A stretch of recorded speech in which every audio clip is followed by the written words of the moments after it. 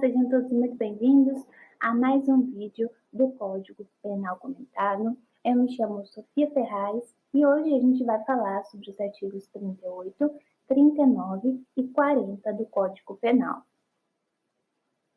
O artigo 38, ele dispõe que o preso conserva todos os direitos não atingidos pela perda da liberdade, impondo-se a todas as autoridades o respeito à sua integridade física e moral. Ora, é óbvio que com uma sentença penal condenatória não se extinguem os direitos do preso, não se extingue todos os direitos, inclusive corolários da própria dignidade da pessoa humana, né? Esse artigo 38 do Código Penal, ele nada mais é do que uma ratificação do que dispõe a própria Constituição Federal, no artigo 5º, inciso 49, que dispõe que é assegurado aos presos o respeito à integridade física e moral. Portanto, esse respeito à integridade física e moral é um direito fundamental. Mas o que acontece? Quando a gente lê o artigo 38, chama a atenção que o legislador disse o seguinte: o preso conserva todos os direitos não atingidos pela perda da liberdade. Ué, mas então, afinal, existe alguma exceção? Existe algum direito que ele perde? Porque, inclusive, é uma exceção. Nós sabemos que o preso mantém todos os seus direitos. O que ele está é privado de sua liberdade. Ocorre que, conforme explica o César Roberto Bittencourt, existe sim direitos que o preso perde com a privação de sua liberdade. Ele dispõe: a Constituição brasileira assegura ao condenado absoluto respeito à sua integridade física e moral. Todos os direitos não alcançados pela condenação são protegidos. No entanto, como efeito constitucional penal, o condenado ele perde seus direitos políticos, enquanto perdurarem os efeitos da condenação. Sendo assim, é assegurado ao preso todos os seus direitos que não sejam atingidos pela perda da liberdade. E aqui, César Roberto Bittencourt trouxe o exemplo da perda dos direitos políticos. Tudo bem? Então, se o preso conserva todos os demais direitos, quais direitos seriam esses? O Código Penal, ele traz um sentido amplo, conserva todos os direitos não atingidos pela perda da liberdade. Vimos, então, quais direitos ele perde com a perda da liberdade, que seriam os direitos políticos. Mas, então, quais direitos ele conservaria? O Código Penal não traz, mas o artigo 40 nos diz que a legislação especial regulará a matéria prevista nos artigos 38 e 39 deste Código, bem como especificará os deveres e direitos do preso.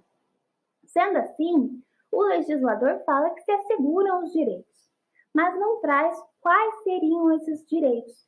Ele entrega isso à legislação penal especial, à legislação penal extravagante, que no caso é a Lei de Execução Penal. A Lei de Execução Penal, no artigo 41, elenca ali, de uma forma não taxativa, tá? Um rol meramente exemplificativo, alguns direitos do preso. Eu reforço que é um rol meramente exemplificativo. Existem vários outros direitos, inclusive existem direitos especiais dentro do preso, dentro do âmbito da Lei de Execução Penal. Cite-se, por exemplo, direito de gestantes, os direitos das mulheres presas e os direitos do grupo minorizado LGBTQIAP+, tá? Mas aqui, de forma geral, constituem direitos do preso a alimentação suficiente e vestuário, e olha que importante, atribuição de trabalho e sua remuneração, bem como previdência social. Eu não vou aqui fazer a mera leitura do dispositivo do artigo 41, até porque ele é muito extenso e essa não é a finalidade. Mas o que chama a atenção aqui é que constitui como um dos direitos do preso o direito de atribuição de trabalho e sua remuneração, bem como da previdência social, conforme os incisos 2 e 3.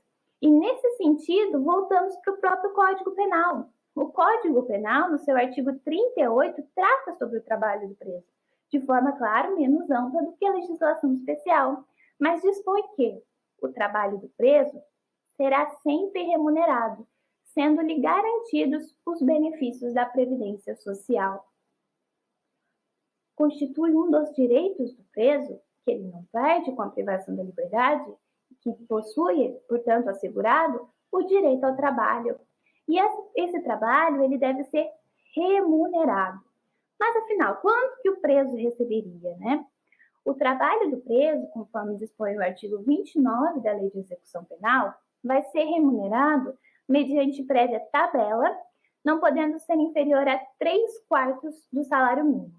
Na prática, né, por mais que aqui fale não podendo ser inferior a 3/4 do salário mínimo, o que acontece é que se aplica quase como regra geral a remuneração no piso, né, no menos possível, no mínimo, que seriam os 3/4. Então, normalmente, os presos recebem ali, como remuneração, 3/4 do salário mínimo. E para onde vai esse dinheiro? Ele está preso, com o que ele gasta esse dinheiro, né? E o parágrafo 1º nos traz: o produto da remuneração pelo trabalho deverá atender à indenização dos danos causados pelo crime, desde que determinados judicialmente e não reparados por outros meios. Então, naqueles casos em que haja dano, por exemplo, um crime de dano meramente, um crime de dano no qual no processo de conhecimento o indivíduo não teve o interesse de reparar o dano, não teve o interesse em nenhum momento do arrependimento posterior ou de qualquer instituto benéfico que considerasse como requisito a reparação do dano causado, ele poderá, caso esteja previsto numa sentença penal condenatória como efeito da condenação, que o dinheiro do trabalho, a sua remuneração decorrente do trabalho, seja destinada à indenização dos danos causados pelo crime, tá? Mas isso é muito importante que esteja determinado na sentença. Não são todos os crimes que admitem a possibilidade de reparação do dano que terão como destino a remuneração do condenado à reparação do dano. Isso deve estar previsto expressamente na sentença penal condenatória. Também será destinado à assistência à família. Isso é muito importante, porque muitas das vezes o indivíduo que é condenado era o responsável pela manutenção da sua família, pela manutenção do seio familiar. Então, para que a família do preso não fique desamparada, existe também a possibilidade de que a remuneração vá para a família, a fim de manter ali a subsistência do lar. Também é possível que o dinheiro do trabalho do preso seja gasto com o próprio preso. E como isso se ele está preso? Como que ele vai gastar dinheiro dentro da unidade prisional? Com pequenas despesas pessoais. Nas unidades prisionais, a gente tem a possibilidade, por exemplo, do preso utilizar o pecúlio para comprar sabonete, para comprar shampoo, para comprar escova de dente. Não são raras as vezes em que o preso compra sabonete, né? Por mais que tenha a possibilidade da família levar, de que a unidade prisional oferece, normalmente eles utilizam o dinheiro da remuneração, o pecúlio, né, chamado de pecúlio, para comprar itens de higiene pessoal de pequeno valor, que são oferecidos, inclusive, pela própria unidade prisional. Mas, além disso, também, a remuneração do preso pode se destinar ao ressarcimento ao Estado das despesas realizadas com a manutenção do condenado, em proporção a ser fixada e sem prejuízo da destinação prevista nas letras anteriores, tá? Então, é como uma forma de indenizar o Estado por um gasto que ele está tendo com o condenado. O parágrafo 2º, ele dispõe que, ressalvadas outras aplicações legais, será depositada a parte restante para a constituição do pecúlio, como eu disse, em caderneta de poupança que será entregue ao condenado quando posto em liberdade. Não raras vezes, o preso vai guardando aquele dinheiro fruto da remuneração dele, né? Como se fosse realmente uma poupança. Vai deixando dinheiro ali, vai gastando menos com itens de higiene pessoal, pequenas despesas pessoais e vai guardando esse dinheiro para quando for posto em liberdade, tiver ali uma reserva financeira. Não são raros os presos que fazem isso, é bem comum. Mas, conforme a gente viu, não constitui somente direito do preso a remuneração. O próprio Código Penal, no seu artigo 38, diz que o trabalho do preso será sempre remunerado, sendo-lhe garantidos os benefícios da Previdência Social. E aí, o que seriam esses benefícios da Previdência Social? Existe um Instituto do Direito Previdenciário que chama Auxílio Reclusão. E o Auxílio Reclusão, ele é um benefício devido aos dependentes da pessoa presa de baixa renda, desde que não receba outros benefícios e seja afiliado ao INSS. Por que não receba outros benefícios? Não se é possível acumular, por exemplo, a aposentadoria e o auxílio reclusão. Não é possível se acumular, por exemplo, o auxílio doença e o auxílio reclusão. Somente se recebe um ou outro.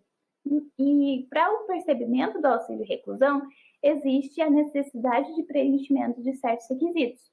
Quais são? Que a pessoa presa seja de baixa renda, não receba outros benefícios e seja afiliada ao INSS, tá? Além disso, também sobre o que traz o direito do trabalho previsto no Código Penal, é importante a gente falar, fazendo esse link entre direitos do preso e direito ao trabalho, o direito à remissão da pena por trabalho. O condenado que cumpre pena em regime fechado ou semiaberto, ele poderá remir pelo trabalho parte do tempo de execução da pena, nos termos do artigo 126 da LEP. E o que é remir? Remir é descontar, remir é retirar, remir é descontar mesmo. Então, você está remindo a sua pena, você está descontando a sua pena com base no seu trabalho. E como funciona essa proporção? A cada 3 dias que o preso trabalha, desconta-se um dia de cumprimento de pena. Então, a cada 3 dias trabalhados, é como se ele cumprisse um dia a mais de pena, tá? E essa pena remida, ela é considerada como cumprida para fins de alcance de qualquer benefício em sede de execução penal, tá? Sobre a remissão do trabalho, tem um trecho, da fala do Mirabete que eu coloquei aqui. A remissão é um direito dos condenados que estejam cumprindo a pena em regime fechado ou semiaberto, não se aplicando, assim, ao que se encontra em prisão albergue, ou seja, regime aberto, já que a este incumbe submeter-se aos papéis sociais e às expectativas derivadas do regime que lhe concede, a nível objetivo, a liberdade do trabalho contratual. Pela mesma razão, aliás, não se concede a remissão ao liberado condicional. Também não tem direito à remissão o submetido à pena de prestação de serviço à comunidade, pois o trabalho, nesta espécie de sanção, constitui essencialmente o cumprimento da pena. Sendo assim, é possível e é um direito do preso ele remir a sua pena por trabalho, mas isso só é possível dentro dos regimes fechado e semiaberto. Não se é possível remir a pena por trabalho no regime aberto, porque a condição, um dos requisitos para a concessão do regime aberto é realmente que o condenado esteja trabalhando, e assim como também não é possível a remissão da pena por trabalho nos casos de livramento condicional ou no caso de serviço de prestação de serviço à comunidade, conforme dispôs o Mirabete. E já que a gente está falando sobre remissão, eu trago também o direito do preso de ter remissão da pena por estudo. A remissão da pena por estudo está em um dos parágrafos do artigo 126 da Lei de Execução Penal, mas também existe uma súmula do Superior Tribunal de Justiça, que é a súmula número 341. A súmula dispõe que a frequência de curso de ensino formal é causa de remissão de parte do tempo de execução de pena sob o regime fechado ou semiaberto. Quando o preso trabalha 3 dias, ele pode descontar um dia de sua pena. Se o preso estuda a cada 12 horas de estudo ou 12 horas de frequência escolar, ele reme um dia de trabalho. Então, ele tem descontado um dia de trabalho da sua pena. Desculpa, um dia de trabalho não, né? Ele tem, a cada 12 horas de frequência escolar, descontado um dia de sua pena, como pena cumprida. Vai ser considerada pena cumprida, vai ser abatida ali do total da pena. Sobre a remissão da pena por estudo, eu coloquei também uma disposição do doutrinador Rogério Greco. Ele fala que, em 29 de junho de 2011, foi publicada a Lei nº 2.433, que alterou o artigo 126 da Lei de Execução Penal, para possibilitar a remissão pelo estudo.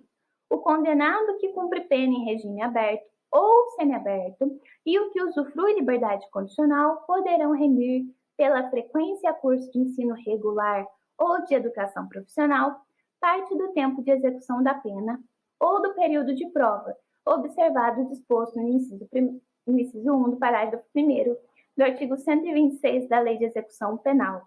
Tal disposição aplica-se ainda às hipóteses de prisão cautelar. Note-se, então, que a abrangência da remissão por estudo é maior do que da remissão por trabalho. A remissão por trabalho, a cada 3 dias trabalhados, desconta-se um dia de pena, somente se aplica aos regimes fechado e semiaberto. Enquanto a remissão da pena por estudo é aplicável, sim, aos casos de livramento condicional e também quando parte do tempo de execução da pena ou do período de prova, os casos de liberdade condicional. Sendo assim, tem uma abrangência, tem uma aplicabilidade mais ampla, tá? Então, vamos concluir o vídeo de hoje, para que ele não fique muito extenso. Hoje, a gente viu os artigos 38, 39 e 40 do Código Penal. O artigo 38 diz que, aos presos, são conservados todos os direitos não atingidos pela perda da liberdade. Então, nós sabemos que quais são os direitos perdidos, ou quais são os direitos atingidos pela perda da liberdade? Seriam os direitos políticos. E quais seriam os direitos conservados, mesmo com a privação da liberdade?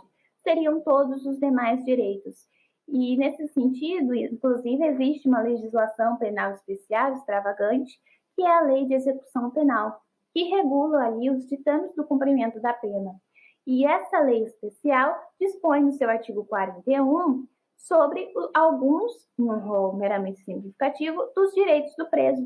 E um dos direitos do preso é o direito ao trabalho remunerado, que também está previsto e é tratado pelo artigo 39 do Código Penal. O artigo 39, portanto, dispõe que um dos direitos do preso é o trabalho remunerado, através do percebimento do pecúlio, inclusive com a possibilidade de contribuição à Previdência Social. Também constitui um direito do preso a remissão da pena por trabalho. Então, a cada 3 dias de trabalho, desconta-se, abate-se do total da pena um dia de pena cumprida, na proporção de 3 dias trabalhados, um dia de pena.